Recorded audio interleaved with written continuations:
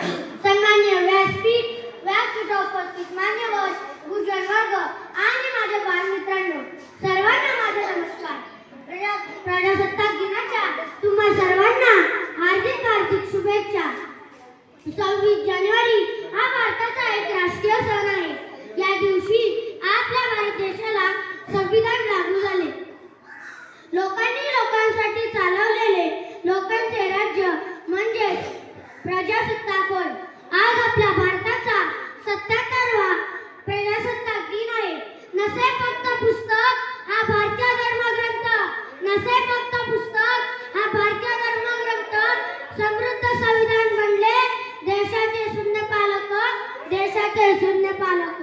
गुलामगिरी संपली, झाले गणराज्य. गुलामगिरी संपली, झाले गणराज्य. सत्ताधारी बनले चालक आणि जनता झाली मालक. सत्ताधारी बनले चालक आणि जनता झाली मालक. 15 ऑगस्ट 1947 रोजी आपल्या भारत देशाला स्वातंत्र्य मिळाले. जसे कुटुंबाला एका कुटुंब प्रमुखाची गरज असते, तसेच आपल्या भारताला एका संविधानाची गरज होती आणि ते काम केले कायदे पंडित भारतरत्न विश्वरत्न डॉक्टर बाबासाहेब आंबेडकर. रक्ताने लिहिला आहे भारत देशाचा इतिहास, रक्ताने लिहिला आहे भारत देशाचा इतिहास. हसत हसत स्वीकारले कित्येकाने ते मृत्यूचे फास, कित्येकाने ते मृत्यूचे फास. 26 जानेवारी 26 नोव्हेंबर 1949 रोजी आपल्या भारत देशात संविधानाचा अधिकृतपणे स्वीकार करण्यात आला आणि 26 जानेवारी 1950 रोजी आपल्या भारत देशात संविधानाची अंमलबजावणी करण्यात आली. गौरवपूर्ण है हमारे देश का इतिहास, गौरवपूर्ण है हमारे देश का इतिहास. वीरों के रंगों रंगी हमारी कहानी है. जाति धर्म से कोई भी हो हम, जाति धर्म से कोई भी हो हम, सबसे पहले हिंदुस्तानी है, सबसे पहले हिंदुस्तानी है. आज आपला तिरंगा ऐतिक फडकत आहे, आपल्याशी काहीतरी बोलत आहे. तिरंग्याच्या रंगात रंगू चला, शौर्य क्रांती समृद्धीची वाट धरू चला, वाट धरू चला.